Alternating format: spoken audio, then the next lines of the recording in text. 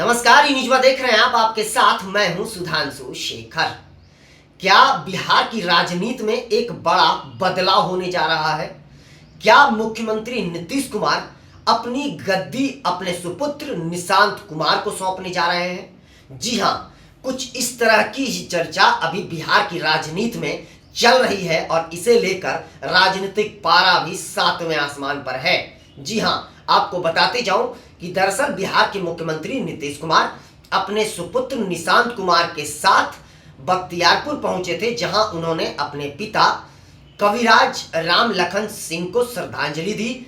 उनके साथ साथ कई स्वतंत्रता सेनानियों को भी उन्होंने श्रद्धांजलि दी। आपको बता दूं कि नीतीश कुमार के पिता स्वतंत्रता सेनानी थे, उन्हें वो श्रद्धांजलि देने पहुंचे थे। उनके साथ साथ उनके सुपुत्र निशांत कुमार भी मौजूद थे।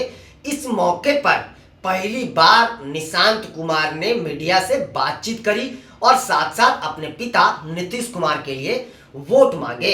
जी हां, आपको बता दूं कि निशांत कुमार पहली बार जब मीडिया के सामने आए तो मीडिया कर्मियों ने जब उनसे सवाल पूछा तो उन्होंने कहा कि मैं पहली बार आपके बीच रूबरू हो रहा हूं, इसलिए नए साल में सबसे पहले आपको ढेर सारी शुभकामनाएं, देशवासियों को भी शुभकामनाएं। उसके बाद उन्होंने बताया कि मेरे दादाजी स्वतंत्रता सेनानी थे और देश की आज़ादी में उनका अहम योगदान रहा है। उन्हें ही श्रद्धांजलि देने हम अपने पिताजी के साथ आए थे।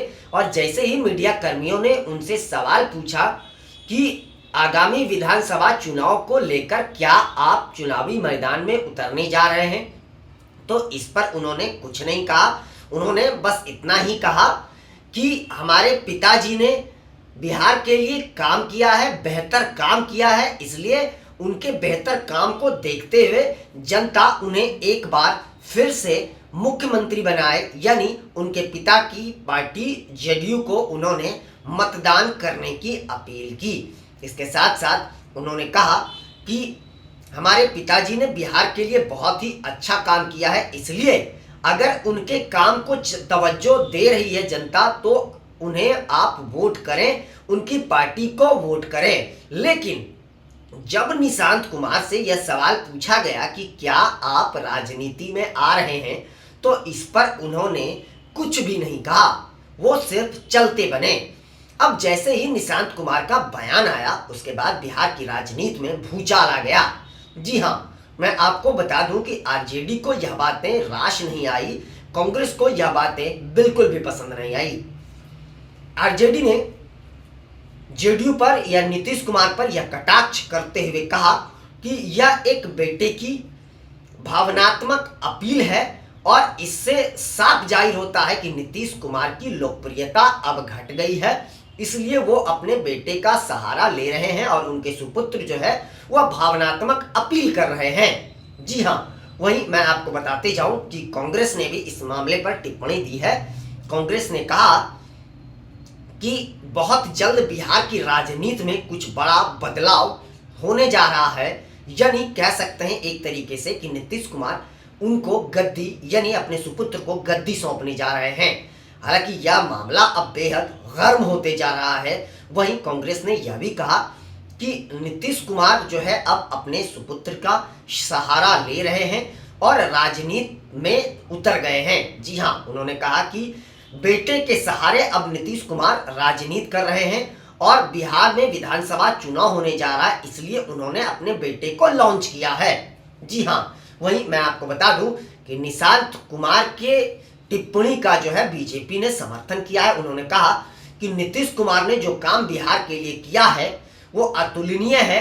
निशांत ने अपने बेटे के कार्य को जो है वह जनता को बताया और वोट लेने की अपील की है और इससे किसी को कोई तकलीफ नहीं होनी चाहिए।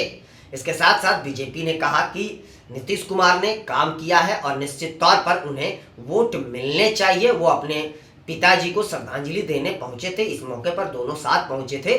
तो यह मीडिया ने अगर उनसे सवाल पूछा और अगर उन्होंने बोल दिया तो इसमें कौन सी बड़ी बात है। हर बेटा अपने पिता के लिए वोट मांगता है, पिताजी के लिए काम करता है, तो उन्होंने भी किया, तो इसमें कोई चौंकाने वाली बात नहीं है।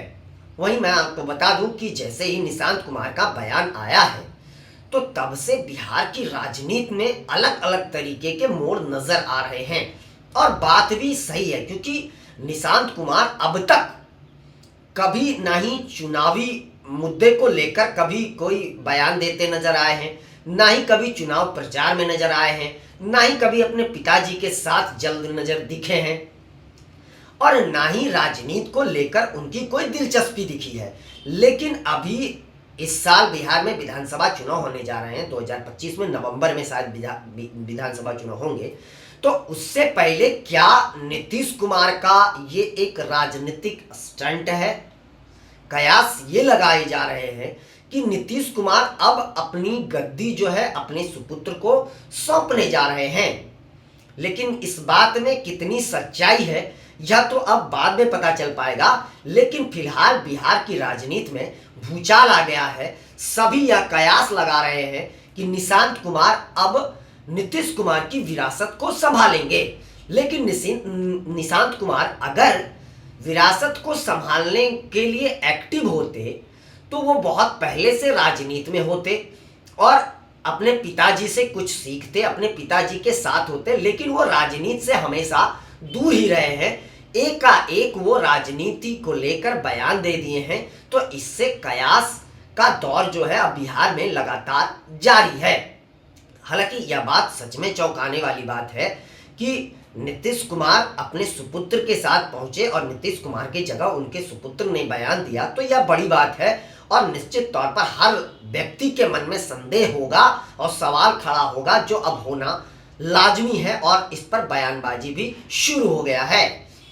बिहार में आपको बता दूं कि 2025 के नवंबर में चुनाव होने जा रहे हैं और इस चुनाव को लेकर राजनीतिक पारा भी सातवें आसमान पर है। हर दिन नए नए राजनीतिक मोड़ बिहार में आ रहे हैं। सभी राजनीतिक दल जोर शोर से चुनावी अभियान में जुटी हुई है। मैं आपको बता दूं कि नीतीश कुमार भी प्रगति यात्रा लगातार कर रहे हैं, जनता से मिल रहे हैं। वहीं तेजस्वी यादव भी लगातार जनता के बीच जाकर बातचीत कर रहे हैं, अपनी योजनाओं के बारे में जानकारी दे रहे हैं और साथ साथ विपक्ष की यानी सरकार की जो खामियां हैं उसे उजागर करने में वो कहीं कोई कोर कसर नहीं छोड़ रहे हैं।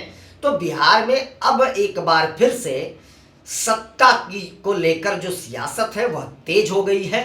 सत्ता में बदलाव को लेकर सियासत तेज हो गई है।